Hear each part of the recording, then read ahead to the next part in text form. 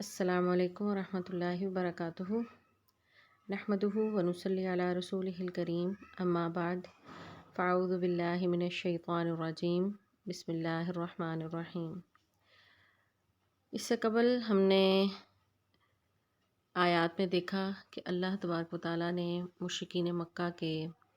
باطل عقائد کا رد کیا اور ان کے طرح طرح کے اعتراضات جو نبی اکرم صلی اللہ علیہ وسلم کی ذات سے لے کر قرآن پاک اور پھر آپ کی نبوت پر تھے اس کے دلائل دیے۔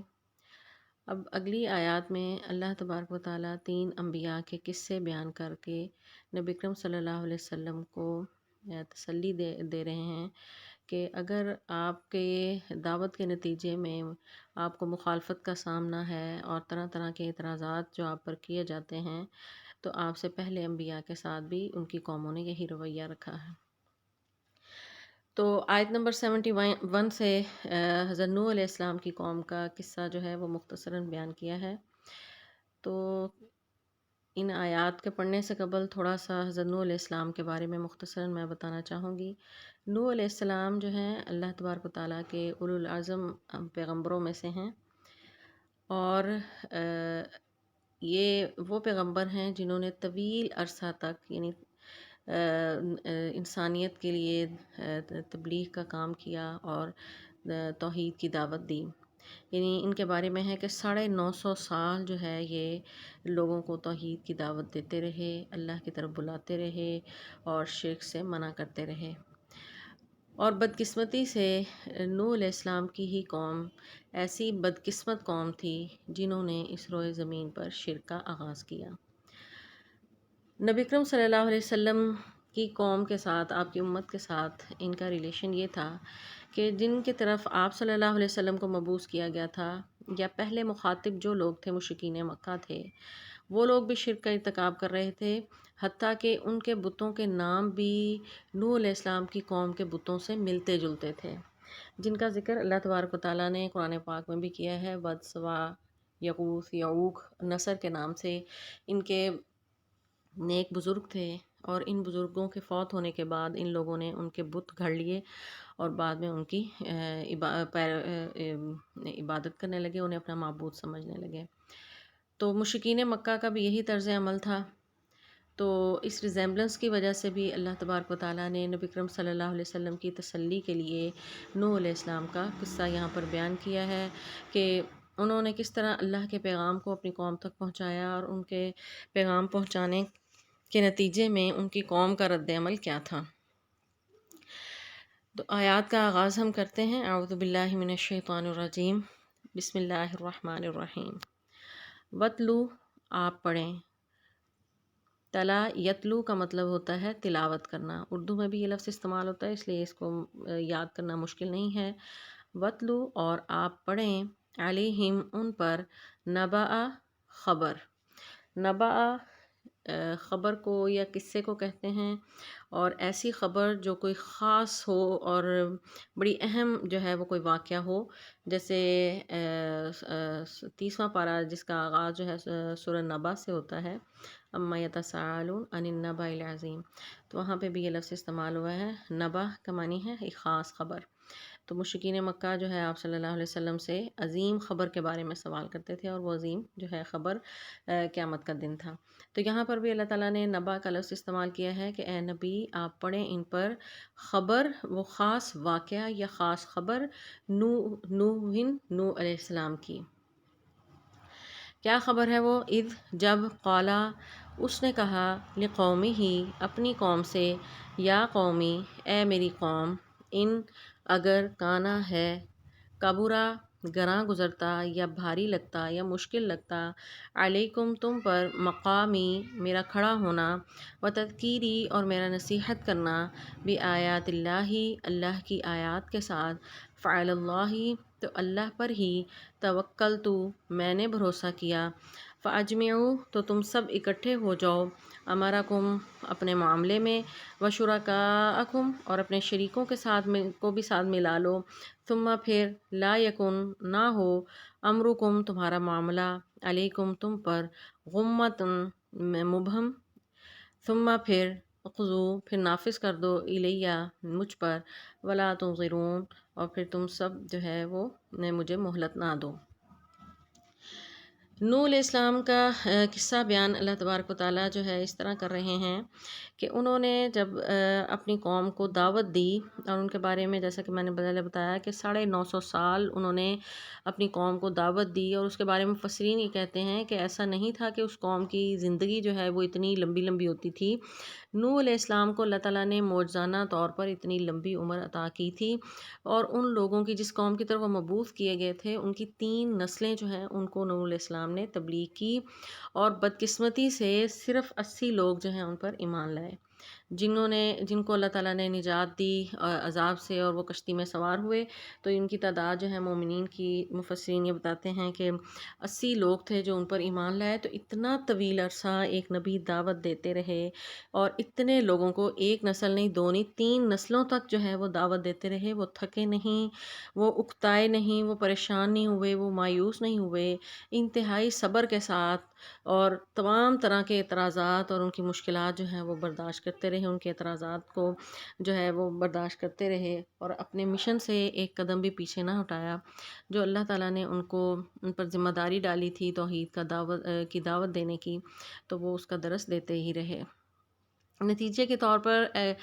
جیسا کہ عام طور پر ہوتا ہے کہ کسی بھی علاقے کے جو رؤسا ہیں، جو بڑے لوگ ہیں، ان کو سب سے زیادہ اپنی قیادت و سیادت کا خطرہ ہوتا ہے کہ اگر سب لوگ جو ہیں، اگر نئے آنے والے کے نئے کسی دین کی طرف بلانے والے کی طرف اگر متوجہ ہو گئے تو ہماری قیادت و سیادت چھن جائے گی۔ یہی رویہ مشرکین مکہ کا بھی تھا، اور انہیں بھی نبی صلی اللہ علیہ وسلم سے یہی ڈر تھا کہ اگر لوگ جو ہیں ان کی بات ماننے لگیں گے تو انہیں اپنا رہبر اور رہنما مان لیں گے، اور ہماری سرداری کا پھر کیا بنے گا۔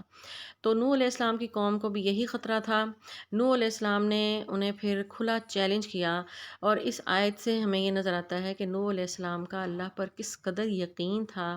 کس قدر انہیں اپنے رب پر بھروسہ تھا، کہ انہیں کھلا جو ہے اپنی قوم سے کہہ دیا، اس قال لقومہ یا قوم، جب نوح علیہ السلام نے اپنی قوم سے کہا، اے میری قوم، ان کانا کبر علیکم مقامی، اگر تمہیں گراں گزرتا ہے، کبرا یعنی برا لگتا ہے، گراں گزرتا ہے، بھاری لگتا ہے، تمہیں اچھا نہیں لگتا، ناگوار گزرتا ہے تمہارے لیے جو ہے میرا یہاں پر کھڑا ہونا، یعنی کھڑے ہونے سے مراد یہ ہے کہ توحید کی دعوت کے لیے کھڑے ہونا، تبلیغ کرنا، تو یہ تمہیں اگر مجھے میری طرف سے برا لگتا ہے، اور میرا نصیحت کرنا تمہیں چبھتا ہے اور اچھا نہیں لگتا، میں تو اللہ کی آیات کو پہنچاتا ہوں، فعلی اللہ توکلت، تو میں نے تو اللہ پر بھروسہ کیا، میرا تو اللہ پر بھروسہ ہے، میں اسی طرح ہی توحید کی دعوت دیتا رہوں گا، توحید کا ڈنکا بجاتا رہوں گا، اور میرا اللہ پر بھروسہ ہے کہ وہ ضرور مجھے جو ہے وہ سرخرو کرے گا اور مجھے نجات دے گا، تو میں اپنا فریضہ ادا کرتا رہوں گا۔ فاجمعوا امرکم، تم اپنے معاملے میں، یعنی اپنے معاملے سے مراد یہ ہے کہ مجھے اگر کوئی نقصان پہنچانا چاہتے ہو، جیسا کہ مخالفین جو ہیں پھر پروگرام بناتے ہیں نبیوں کو جو ہے وہ قتل کرنے کا یا شہید کرنے کا، تو نوح علیہ السلام نے بھی ان سے یہی کہا کہ اگر تمہارا کوئی اس طرح کا کوئی ارادہ ہے مجھے کوئی نقصان پہنچانے کا، تو تم نے جو معاملہ اپنا کرنا ہے وہ کرو، اور اکیلے نہیں کر سکتے تو اپنے شریکوں کو بھی ساتھ لے لو، یعنی شریکوں کو جنہیں یعنی اپنے معبود کہتے ہو، اللہ کو چھوڑ کر جن کی عبادت کرتے ہو، تو ان کو بھی اپنے ساتھ ملا لو تاکہ تمہاری وہ مدد بھی کر سکیں۔ ثم لا یکن امرکم علیکم غمہ، پھر یہ نہ ہو تمہارا معاملہ تم پر مبہم ہو جائے۔ غمہ کا لفظ جو ہے غم سے ہے، غم کہتے ہیں ڈھانپ لینے کو، یعنی غم انسان کو جب پہنچتا ہے تو ایک ہی کیفیت جو ہے اس کو ڈھانپ لیتی ہے اور وہ اسی میں ہی گم ہو جاتا ہے۔ تو نوح علیہ السلام کہہ رہے ہیں ثم لا یکن، نہ ہو تمہارا معاملہ تم پر مبہم، کہ ایسا نہ ہو کہ کوئی تم سے کوئی کمی رہ جائے، کوئی مشکل جو ہے وہ تمہیں پیش آ جائے، جو مجھے تم نقصان پہنچانا چاہتے ہو، جو میرے خلاف سازش کرنا چاہتے ہو، تو اس میں تم اب آپس میں گٹھ جوڑ کر لو، مل بیٹھو، اور جتنے بھی تمہارے عمراء ہیں، سردار ہیں، سب اکٹھے کر لو، اپنے شریکوں کو بھی ملا لو، تاکہ کہیں سے کوئی کمی نہ رہ جائے تمہارے پلان میں۔ ثم قضوا، پھر نافذ کر دو اپنا معاملہ الیہ، میری طرف، ولا تنظرون، اور نہ تم سب جو ہے وہ مجھے مہلت دو، یعنی تم مجھے کسی بھی طرح کی مہلت نہ دو، کسی بھی طرح کا جو ہے وہ سپیس نہ دو، جو تم چاہتے ہو پلان کر لو۔ یعنی نوح علیہ السلام کا ایمان اور ان کا عقیدہ جو ہے اس آیت سے واضح ہو رہا ہے کہ کس قدر وہ اللہ پہ یقین ان کا پختہ تھا کہ وہ انہیں کھلم کھلا اعلانیہ کہہ رہے ہیں کہ تمہیں جو کرنا ہے کر لو، میرا اپنے رب پر یقین ہے۔ اگلی آیت میں اللہ تعالیٰ فرماتے ہیں فَإِن تَوَلَّيْتُمْ، پھر اگر تم منہ پھیر لو، فَمَا سَأَلْتُكُمْ، تو نہیں میں نے مانگا تم سے، من اجرین کوئی بھی اجر، اجر کہتے ہیں بدلے کو، ان اجریہ میرا تو اجر یا میرا بدلہ، الا علی اللہ اللہ پر ہے، وامرت اور مجھے حکم دیا گیا ہے، ان اکونا کہ میں ہو جاؤں، من المسلمین فرما برداروں میں سے، کہ میں تو تم سے کچھ پیسہ نہیں مانگتا۔ ایک دائی جو ہے وہ بے لوث ہو کر اللہ کے دین کی دعوت دیتا ہے، توحید کی طرف بلاتا ہے، تو میں نے بھی ایسا ہی کیا، میرے پر جو ذمہ داری اللہ نے ڈالی تھی، اور یہ اللہ تعالیٰ کا فضل ہے کہ اللہ تعالیٰ نبوت جسے چاہے وہ عطا کرتا ہے، تو یہ ذمہ داری جو ہے وہ جو ڈالی میں اس کو ادا کر رہا ہوں، میں توحید کی دعوت دیتا رہوں گا، تو میں شرک سے منع کرتا رہوں گا، اور میں تو تم سے اس کا کوئی معاوضہ بھی نہیں مانگ رہا، میرا تو معاوضہ اللہ کے ہاں ہے، اللہ تعالیٰ مجھے اس کا بدلہ دے گا، اور مجھے حکم دیا گیا ہے کہ میں مسلمانوں میں سے ہو جاؤں۔ تو اس آیت سے بھی پتہ چلتا ہے کہ اسلام مذہب جو ہے یہ اب کا نہیں ہے، یہ شروع سے ہی جتنے بھی انبیاء ہیں تمام انبیاء نے اسلام کی دعوت دی، اور نوح علیہ السلام بھی یہ کہہ رہے ہیں کہ مجھے حکم دیا گیا ہے کہ میں مسلمان ہوں، یا میں فرما بردار، اسلام کے معنی ہی یعنی فرما برداری کی، مسلمین کے معنی فرما برداری کے ہیں، تو نوح علیہ السلام بھی کہہ رہے ہیں کہ مجھے حکم دیا گیا ہے کہ میں فرما برداروں میں سے ہوں۔ تو نوح علیہ السلام یعنی یہاں پر یہ کہہ رہے ہیں کہ میں فرما بردارے میں سے ہوں، فَكَذَّبُوهُ لیکن ان کی قوم نے کیا کیا، جھٹلایا، فَنَجَّيْنَاهُمْ تو ہم نے اسے نجات دی، وَمَن مَّعَهُ اور جو ان کے ساتھ تھے، فِی الْفُلْکِ کی کشتی میں، وَجَعَلْنَاهُمْ اور ہم نے بنا دیا انہیں، خلائفہ جانشین، وَأَغْرَقْنَا اور ہم نے غرق کر دیا، الَّذِينَ ان لوگوں کو، کذبوا جنہوں نے جھٹلایا، بِآیاتنا ہماری آیات کو، فانظر تو آپ دیکھیں، کیفا کیسے، کانا ہوا، عاقبۃ المنذرین ڈرائے جانے والوں کا انجام۔ اگلی آیت میں اللہ تعالیٰ فرماتے ہیں کہ نوح علیہ السلام کی دعوت کا اور انہیں بار بار توحید کی طرف بلانے کا نتیجہ کیا ہوا، کیا کیا ان کی قوم نے، نتیجے کے طور پہ فَكَذَّبُوهُ تو انہوں نے جھٹلا دیا، جس طرح مشرکین مکہ کر رہے تھے رسول اللہ صلی اللہ علیہ وسلم کو، کہ بار بار دعوت توحید کا جو ہے وہ اس کو جھٹلا رہے تھے، انکار کر رہے تھے، مذاق اڑا رہے تھے، تمسخر کر رہے تھے، قرآن کو جھٹلا رہے تھے، اللہ کا انکار کر رہے تھے۔ تو اللہ تعالیٰ فرماتے ہیں کہ یہی کام جو ہے نوح علیہ السلام کی قوم نے بھی کیا اور ان مشرکوں نے بھی کیا، تو پھر اللہ نے کیا کیا، فَنَجَّيْنَاهُ تو ہم نے اسے نجات دی، یعنی نوح علیہ السلام کو اور ان کے ساتھ لوگ تھے، وَمَن مَّعَهُ اور جو ان کے ساتھ تھے، انہیں ہم نے نجات دی، فی الفلک کی کشتی میں، فلک کہتے ہیں کشتی کو، تو کشتی میں انہیں نجات دی، اور یہ مشہور واقعہ ہے، تقریباً تمام سامی مذاہب میں اس کا ذکر جو ہے وہ موجود ہے، کہ ان کو نوح علیہ السلام کے طوفان کا جو ہے وہ دنیا کی معلوم تاریخ میں یہ مشہور واقعہ ہے کہ طوفان آیا تھا اور غرق کیا گیا تھا،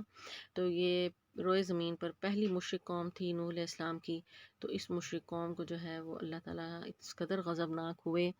کہ تفصیل کے ساتھ سورہ اعراف، سورہ طٰہٰ اور دیگر صورتوں میں اللہ تعالیٰ نے اس قصے کو بیان کی ہے، سورہ نوح میں، تو تمام کو غرق کر دیا سوائے ان لوگوں کے جو کشتی میں سوار تھے، اور نوح علیہ السلام نے اپنے ساتھ جو ہیں وہ چرند پرند جو ہیں وہ بھی سوار کر لیے، اس کے بعد جو ہے اللہ تعالیٰ نے ان لوگوں کو نجات دی اور باقی تمام کو غرق کر دیا۔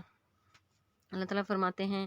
یہ خلائفہ، یہ جانشین ہوئے یہ لوگ، وَأَغْرَقْنَا الَّذِينَ كَذَّبُوا تو باقی جتنے بھی مشرکین تھے سمیت نوح علیہ السلام کا بیٹا اور ان کی بیوی، ان کو بھی غرق کر دیا گیا،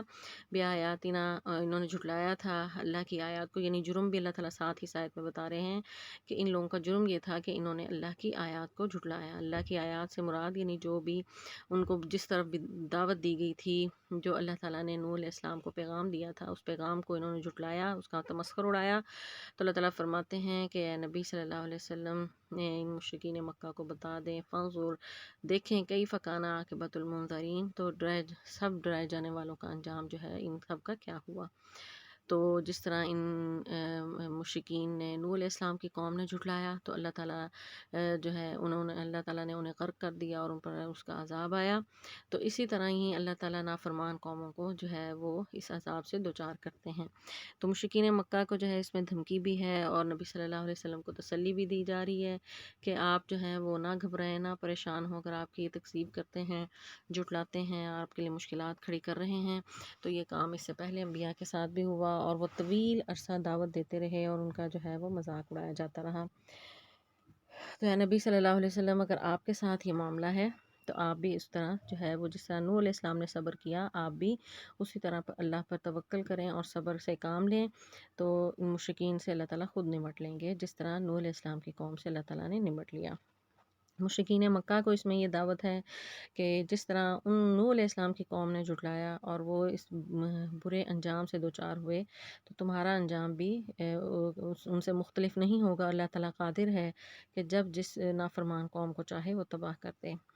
پھر آگے اللہ تعالیٰ فرماتے ہیں ثم بعثنا من بعدہ رسلا، پھر بعثنا ہم نے بھیجے من بعدہ اس کے بعد، یعنی نوح علیہ السلام کے بعد۔ تو نوح علیہ السلام جو ہیں ان کے بارے میں مفسرین یہ کہتے ہیں کہ روئے زمین پر یہ بہت بڑا سیلاب تھا اور یہ عذاب آیا تھا کہ سب لوگوں کو غرق کر دیا گیا، اس لیے نوح علیہ السلام کو آدم ثانی بھی کہا جاتا ہے۔ اور روئے زمین پر پہلے رسول یعنی جن پر وہی کتاب باقاعدہ اتری تو نوح علیہ السلام ہیں۔ تو نوح علیہ السلام کے بعد بھی اللہ نے پھر کئی رسول بھیجے، جو ہے ان میں قابل ذکر جو ہے وہ جو لوط علیہ السلام ہیں، ابراہیم علیہ السلام ہیں اور دیگر کئی انبیاء ہیں، تو ان کو بھیجا اللہ تعالیٰ نے۔ اللہ تعالیٰ فرماتے ہیں من بعدہ رسولا، کئی رسول بھیجے الی قومہم، ان کی قوم کی طرف، فجاؤہم تو وہ آئے ان کے پاس، بالبینات واضح دلائل لے کر، فما کانو تو نہ ہوئے وہ سب لیؤمنو کہ وہ ایمان لاتے، بما کذبوا اس پر جسے وہ سب جھٹلا چکے تھے، بھی ساتھ اس کے، من قبل اس سے پہلے، کذالک اسی طرح، نتبع ہم مہر لگا دیتے ہیں، علی قلوب المعتدین، علی پر قلوب دل، قلب کی جمع ہے، المعتدین حد سے تجاوز کرنے والوں کو۔ تو اللہ تعالیٰ فرما رہے ہیں کہ اس کے نوح علیہ السلام کے ساتھ جو ہے ان کی قوم نے کیا کیا اور ان کے ساتھ جو ہے وہ ان کی قوم کا پھر کیا بد انجام ہوا۔ تو اس کے بعد اللہ تعالیٰ نے اور بھی بہت سے انبیاء بھیجے۔ جب روئے زمین کو پر جو ہے وہ نوح علیہ السلام کی کشتی میں سوار لوگ جب اترے اور دوبارہ آباد کاری ہوئی تو اس وقت تو وہ مومنین تھے، لیکن آہستہ آہستہ وہ بھی بدعملیوں کا، ان کی نسلیں جو ہیں بدعملیوں کا شکار ہونا شروع ہوئیں، تو اللہ تعالیٰ نے ان کی ہدایت کے لیے رسول مزید بھیجے۔ تو الی قومہم ان کی قوموں کی طرف، فجاءہم بالبینات ان کو بھی واضح دلائل اللہ نے دے کر بھیجے، تو انہوں نے کیا کیا، فما کانوا نہ ہوئے وہ سب لیؤمنو تو سب ایمان نہ لائے، کچھ نے جھٹلایا اس سے پہلے۔ اسی طرح اللہ تعالیٰ جو ہے وہ حد سے تجاوز کرنے والوں کے دلوں پر مہر لگا دیتا ہے۔ تو یہاں پر اللہ تعالیٰ نے یعنی مختصراً وہ تاریخ جو ہے وہ بتائی ہے نوح علیہ السلام کے بعد سے، کیونکہ آگے موسیٰ علیہ السلام اور ہارون کا قصہ جو ہے وہ ہارون علیہ السلام کا کچھ قصہ شروع ہو رہا ہے۔ تو نوح علیہ السلام اور موسیٰ علیہ السلام کے درمیان کے جو انبیاء ہیں ان کو مختصراً ایک آیت میں اللہ تعالیٰ جو ہے وہ تمام ان انبیاء اور ان کی قوموں کا جو ہے احوال کو ایک ہی آیت میں سموتے ہوئے اللہ تعالیٰ جو ہے وہ بات کو آگے بڑھا رہے ہیں کہ انبیاء رسول آتے رہے، ان کو بھی ان کی قوموں نے جھٹلایا۔ تو جن لوگوں کے دلوں پر اللہ کی طرف سے مہر لگی ہو اور انہیں ہدایت نصیب نہیں ہوتی، نبی بھی بے شک کوشش کر کے دیکھ لیں، وہ جو چاہے کر لیں، لیکن جب تک اللہ نہ چاہے تو ہدایت جو ہے وہ نہیں ملتی۔ ہدایت صرف اللہ کے اختیار میں ہے اور جسے اللہ چاہے اسے ہدایت عطا فرماتا ہے۔ اگلی آیت میں اللہ تعالیٰ فرماتے ہیں ثم پھر بعثنا ہم نے بھیجا من بعدہم ان کے بعد موسیٰ اور ہارون کو، الی فرعون کی طرف، وملئہ اس کے سرداروں کی طرف، بآیاتنا ان کو بھی نشانیاں دے کر بھیجا، آیات کہتے ہیں نشانی کو، بھی ساتھ، آیاتنا ہماری نشانیوں کے ساتھ، فاستکبروا انہوں نے بھی تکبر کیا، وکانوا اور وہ تھے، قوم مجرمین مجرم۔ تو اگلی کئی آیات میں موسیٰ علیہ السلام کا قصہ اور فرعون کا قصہ جو ہے وہ اللہ تعالیٰ نے بیان کیا ہے۔ ہارون علیہ السلام موسیٰ علیہ السلام کے بھائی تھے، انہیں بھی اللہ تعالیٰ نے نبوت عطا کی تھی، تو یہ دونوں بھائی جو ہیں یہ فرعون کی طرف توحید کا پیغام لے کر آئے۔ فرعون اپنے آپ کو خدا کہتا تھا، بہت ہی ظالم اور جابر قسم کا تھا، اور قرآن پاک میں سب سے زیادہ جس نبی کا ذکر ہے وہ موسیٰ علیہ السلام ہے، تو بہت تفصیل کے ساتھ کئی صورتوں میں اللہ تعالیٰ نے ان کا قصہ موسیٰ علیہ السلام کا بیان کیا ہے۔ تو یہاں پر کئی یعنی ان کے واقعات جو اللہ تعالیٰ نے بیان کیے ہیں اس میں سے کچھ حصے اللہ تعالیٰ نے یہاں پر بیان کیے ہیں۔ تو اللہ تعالیٰ فرماتے ہیں کہ موسیٰ اور ہارون کو بھی ہم نے اپنی نشانیاں دے کر بھیجا تھا فرعون کی طرف اور اس کے سرداروں کی طرف، انہوں نے بھی اسی طرح ہی اللہ کی آیات کو جھٹلایا، اور جھٹلانے کی وجہ کیا تھی؟ تکبر۔ تو شرک کی سب سے بڑی وجہ جو ہے وہ تکبر ہے۔ تکبر انسان کو جو ہے وہ توحید کی طرف نہیں آنے دیتا، کیونکہ جو سرداران ہیں اور جو اپنے آپ کو بڑا سمجھتے ہیں، وہ چونکہ شروع میں ہی انکار کر چکے ہوتے ہیں انبیاء کا، تو اب ان کی غیرت گوارا نہیں کرتی، بعد میں اگر حق کو تسلیم بھی کر لیں تو ان کی غیرت گوارا نہیں کرتی کہ ہم جس چیز کا پہلے انکار کر چکے ہیں، جس کا مذاق اڑا چکے، اس کو دوبارہ مان لیں۔ تو یہی مشرکین مکہ کا بھی معاملہ تھا، حالانکہ وہ قرآن کی حقیقت کو پہچان چکے تھے، قرآن کی حقانیت کو جان چکے تھے، رسول اللہ صلی اللہ علیہ وسلم کی بھی نبوت کے جو ہے وہ اعتراف کر چکے تھے، اقرار کر چکے تھے، لیکن صرف تکبر جو ہے وہ آڑے آ چکا تھا کہ وہ مسلسل انکار ہی کیے جا رہے تھے۔ فرعون اور اس کے سرداروں کا بھی یہی معاملہ تھا، انہوں نے بھی پہچان لیا کہ موسیٰ علیہ السلام جو ہیں وہ سچے نبی ہیں، اور یہاں تک کہ اس نے مرتے وقت جب وہ غرق ہوا، نوح علیہ السلام کا قصہ ذکر کیا، اس کے بعد فرعون کا ذکر کیا، اس میں بھی ریزیمبلنس یہ ہے کہ نوح علیہ السلام کی قوم بھی غرق ہو کر تباہ ہوئی اور فرعون بھی جو ہے یہ غرق ہو کر تباہ ہوا، اس پر بھی یہی عذاب آیا۔ تو یہاں پر یعنی فرعون بھی جب غرق ہو رہا تھا اس وقت بھی اس نے یعنی اعتراف کیا اور زبان سے باقاعدہ بولا بھی کہ آمنت برب موسیٰ و ہارون، کہ اب میں موسیٰ اور ہارون کے رب پر ایمان لایا۔ تو اللہ تعالیٰ نے فرمایا کہ اب کوئی فائدہ نہیں ہے، کہ توبہ کا دروازہ جو ہے یعنی روح نکلنے سے پہلے، جب اس سے پہلے پہلے ہوتا ہے، اور جب انسان پر موت کی غشی طاری ہو جائے، جب اللہ کا عذاب آ جائے، تو اس کے بعد توبہ قبول نہیں ہوتی۔ تو فرعون ساری زندگی جو ہے تکبر کرتا رہا اور موسیٰ علیہ السلام کو تکلیفیں دیتا رہا، اذیت دیتا رہا اور ان کے پیروکاروں کو تکلیف دیتا رہا، لیکن جو ہے وہ اس بات کو تسلیم کرتا تھا کہ یہ سچے نبی ہیں۔ تو اللہ تعالیٰ فرماتے ہیں کہ ان کے تکبر نے ان کو حق کو قبول کرنے نہیں دیا، وہ قانون قوم مجرمین، یہ سب مجرم قوم تھے۔ آگے اللہ تعالیٰ فرماتے ہیں فلما، پھر جب جاءہم، آیا ان کے پاس، الحق و حق، من عندنا، ہمارے پاس سے، قالو، تو ان سب نے کہا، انا، بے شک، ھذا لسحر مبین، یہ تو بہت ہی کھلا واضح جادو ہے۔ سحر کہتے ہیں جادو کو، مبین، کھلا۔ یعنی یہ قوموں کا یہ رویہ رہا ہے کہ جب ان کے پاس اللہ کا پیغام آتا ہے اور وہ جان لیتے ہیں یہ سب کہ یہ اللہ کی طرف سے آیا ہوا پیغام ہے اور وہی ہے، تو وہ چونکہ ان کے دماغ چھوٹے ہیں، عقلیں چھوٹی ہیں اور بات سمجھ نہیں آ رہی ہوتی، تو وہ اس کو یہ کہہ کر جان چھڑاتے ہیں کہ یہ تو جادو ہے، یہ ہماری سمجھ میں آنے والا نہیں۔ جس طرح نبی کرم صلی اللہ علیہ وسلم کو بھی جادوگر کہتے تھے اور کہتے تھے کہ یہ ایسا جادو لے کر آیا کہ جو رشتہ داروں کو رشتہ داروں سے دور کر دیتا ہے، تو یہی کام جو ہے وہ موسیٰ علیہ السلام نے جب توحید کی دعوت دی تو فرعون نے بھی یہی کہا کہ یہ تو جادوگر آ گیا، یہ تو بڑا واضح جادو لے کر آیا۔ تو موسیٰ علیہ السلام کو جو اللہ تعالیٰ نے معجزات عطا کیے تھے، ید بیضا اور عصا عطا فرمایا تھا کہ وہ عصا ان کو یعنی ایسی لاٹھی تھی کہ اس کو زمین پر پھینکتے تھے وہ سانپ بن جاتی تھی، ہاتھ کو جب یعنی نکالتے تھے تو وہ سفید چمکنے لگتا تھا۔ تو یہ اللہ تعالیٰ نے دو معجزات عطا کیے تھے۔ تو موسیٰ علیہ السلام نے جب یہ معجزات فرعون کے سامنے پیش کیے تو اس نے بھی ان پر جادوگر کا ہی الزام لگایا، بجائے اس کے کہ وہ جو ہے وہ یقین کرتا اور ایمان لے آتا، تو اس نے موسیٰ علیہ السلام کا مقابلہ کرنے کی ٹھان لی، اور وہ پھر تفصیلاً قصہ ہے، اللہ تعالیٰ نے قرآن پاک میں دیگر مقامات سے طٰہٰ میں بڑی تفصیل سے بیان کیا کہ وہ جب پھر اس نے مقابلہ یہ کیا کہ پورے ملک سے جادوگر اکٹھے کر لیے کہ موسیٰ علیہ السلام کا مقابلہ کریں، اور وہ انہوں نے لاٹھیاں پھینکی اور سانپ بن گئے۔ موسیٰ علیہ السلام جب آئے تو انہوں نے بھی جب اپنا سانپ پھینکا تو وہ بہت بڑا اژدہا بن گیا اور اس نے تمام ان سانپوں کو کھا لیا۔ تو ظاہر ہے موسیٰ علیہ السلام کو تو اللہ نے معجزہ عطا کیا تھا اور وہ ان جادوگروں کا جادو تھا، تو جادوگر جو ہے وہ خود چونکہ وہ جادو کو جانتے تھے، وہ سمجھ گئے کہ موسیٰ علیہ السلام کے پاس جادو نہیں ہے، یہ معجزہ ہے، اور وہ سب کے سب سجدے میں گر گئے اور ایمان لے آئے، اور اس پر فرعون بہت ہی سیخ پا ہوا ہے اور اس نے تمام جادوگروں کو سولی پر لٹکا دیا۔ تو یہ واقعہ جو ہے تفصیل کے ساتھ قرآن میں دیگر مقامات پر بیان کیا ہے، یہاں پر اللہ تعالیٰ نے اس کا جو ہے وہ اشارہ دیا ہے۔ اللہ تعالیٰ فرماتے ہیں قال موسیٰ، تو موسیٰ نے کہا، تقولون، کیا تم سب کہتے ہو، للحق، حق کو، لما، جب، جاءکم، آیا تمہارے پاس، کیا، سحر ھذا، کیا یہ جادو ہے، ولا یفلح، نہیں فلاح پاتے، ساحرون، جادوگر، تو موسیٰ علیہ السلام نے جب معجزات اپنے دکھائے ید بیضا اور عصا، تو وہ کہنے لگا فرعون کہ یہ تو بڑا جادوگر ہے، یہ اپنے جادو کے ذریعے جو ہے وہ ہمیں نیچا کرے گا اور یہ ہماری سلطنت بھی چھین لے گا۔ تو پھر جب انہوں نے جادوگروں کو بلایا تو موسیٰ علیہ السلام نے کہا کہ کیا تم اس کو جادو سمجھتے ہو؟ یہ جادو نہیں ہے، یہ بلکہ اللہ تعالیٰ نے معجزات عطا کیے ہیں، اور جادوگر جو ہے وہ تو فلاح ہی نہیں پاتے۔ اور اس سے پہلے ہم نے پڑھا کہ جادو جو ہے کرنے والا اور کروانے والا کافر ہیں، تو جادو کرنے والے تو فلاح ہی نہیں پاتے۔ موسیٰ علیہ السلام نے یہ فرعون کو بتایا۔ آگے اللہ تعالیٰ فرماتے ہیں قالو، تو ان سب نے کہا کیا جیتنا، تو آیا ہے ہمارے پاس، لتلفتنا، کہ تو ہمیں پھیر دے یا ہمیں فتنے میں مبتلا کر دے، عما، اس چیز سے جو وجدنا، ہم نے پایا، علیہ، اس پر،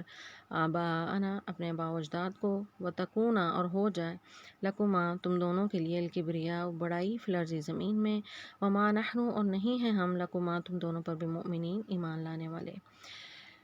مشرکین یا کفار کے جو اہم جو بڑے بڑے خدشات ہوتے ہیں اور جس وجہ سے وہ انکار کرتے ہیں حق بات کو قبول کرنے کا، وہ یہی وجہ ہوتی ہے کہ انہیں اپنی قیادت و سیادت کے چھن جانے کا خطرہ ہوتا ہے۔ فرعون اور اس کے سرداروں کو بھی یہ خطرہ تھا، اور یہی خطرہ نوح علیہ السلام کی قوم کو بھی تھا کہ ان کے بھی سردار آ کر نوح علیہ السلام کو جو ہے وہ ان کا مذاق اڑاتے تھے اور وہ نہیں چاہتے تھے کہ وہ قبول کریں۔ تو اسی طرح تمام انبیاء جس بھی قوم کی طرف گئے، ان کے سرداروں نے اور ان کے بڑوں نے، عمراء نے ان کا انکار کیا، اور غریب غربا جو ہیں انہوں نے پہلے اس مذہب کو قبول کیا۔ اور نبی اکرم صلی اللہ علیہ وسلم کے ساتھ بھی یہی معاملہ ہوا کہ مشرکین مکہ، جو مکہ کے بڑے بڑے سردار تھے، انہوں نے انکار کیا اور حق بات کو پہچان چکے تھے، صرف اس وجہ سے، اس ڈر سے کہ ہم سے قیادت و سیادت چھین نہ جائے، وہ نبی صلی اللہ علیہ وسلم کا مسلسل انکار کیے جا رہے تھے، حتیٰ کہ آپ کو انہوں نے آفرز بھی کی کہ اگر آپ کو سرداری چاہیے تو آپ وہ لے لیں، اگر آپ کو مال چاہیے ہم وہ آپ کو دیں گے، اگر آپ کو اچھا رشتہ چاہیے ہم وہ دیں گے، یعنی جو چاہیے ہم آپ کو دیں گے، آپ صرف یہ جو ہے وہ توحید کی دعوت دینا چھوڑ دیں۔ تو انہیں یہ خطرہ تھا، اسی وجہ سے وہ انکار کرتے رہے۔ تو موسیٰ علیہ السلام کی قوم کے لوگ بھی، یعنی فرعون اور اس کے سردار بھی، اسی وجہ سے انکار کرتے رہے۔ انہوں نے کہا کہ کیا تو ہمارے پاس اس لیے آیا ہے کہ ہم جو ہے وہ اس دین کو چھوڑ دیں جس پر ہم نے اپنے آباء و اجداد کو پایا۔ یعنی ایک انکار کی دوسری وجہ یہ بھی ہے کہ وہ اپنے باپ دادا کی دین کو جو ہے وہ اپنے سینوں سے لگائے رکھنا چاہتے ہیں، یعنی عقل پر پردے پڑے ہوتے ہیں کہ وہ حقیقت کو دیکھنا ہی نہیں چاہتے۔ وہی بھیڑ چال جو آباء و اجداد جس دین پر چل رہے ہیں، وہ کہ ہمارے خاندان میں تو ایسے ہوتا ہے، ہمارے رسم و رواج یہی ہیں، تو آباء و اجداد کا دین جو ہے اس پر چلنا، یہ بھی ایک بہت بڑا فتنہ ہے کہ اللہ تعالیٰ نے ہر انسان کو سمجھ اور فہم دیا ہے کہ وہ اس کے مطابق جو ہے وہ دین کو سمجھے۔ تو آباء و اجداد کے دین کو گلے سے لگائے رکھنا، خواہ وہ مشرکی ہوں، خواہ وہ کچھ بھی سمجھ نہ رکھتے ہوں، اللہ تعالیٰ فرماتے ہیں قرآن پاک میں کہ یہ مشرکین مکہ بھی یہی کہتے ہیں کہ ہم اپنے آباء و اجداد کے دین پر چلتے رہیں گے، خواہ وہ جس طرح کے بھی ہوں۔ تو فرعون کی قوم نے بھی یہی کہا کہ یہ اس کی وجہ یہ ہے کہ یہ ہمیں اپنے آباء و اجداد کے ایک تو طریقے سے ہٹانا چاہتا ہے، دوسرا یہ کہ یہ چاہتا ہے کہ سیادت اور قیادت جو ہے اسے مل جائے۔ تو ان دونوں چیزوں سے یعنی انہیں خطرہ تھا۔ انہوں نے کہا کہ وما نحن لکما بمؤمنین، تو ہم تو تم دونوں پر ایمان نہیں لانے والے، یعنی موسیٰ، لکما جو ہے یہاں پر دو لوگوں کے لیے ہے، لا لیے، کما تم دونوں، یعنی تم دونوں، یعنی موسیٰ اور ہارون کے لیے تو ہم ہرگز ایمان لانے والے نہیں ہیں، تو ہم نہیں ماننے والے۔ وقال، اور کہا، فرعون نے، ائتونی، تم سب لے آؤ، بکل ساحر، ہر جادوگر کو، علیم، جو جاننے والا ہے۔ فلما، تو جب جاء، آگے، السحرۃ، جادوگر، قال، تو کہا، لہم، ان سے، موسیٰ نے، القوا، تم سب ڈالو، ما انتم ملقون، جو تم ڈالنے والے ہو۔ تو یہ اس میں وہی قصہ جادوگروں کا بیان ہے جو مختصراً میں نے بیان کیا ہے۔ تو اگلی آیات میں مزید ہم آیات کو ترجمہ اس کا دیکھیں گے اور اس تفصیل کے ساتھ اس قصے کو ڈسکس کریں گے۔ تو یہاں پر جو ہے وہ فرعون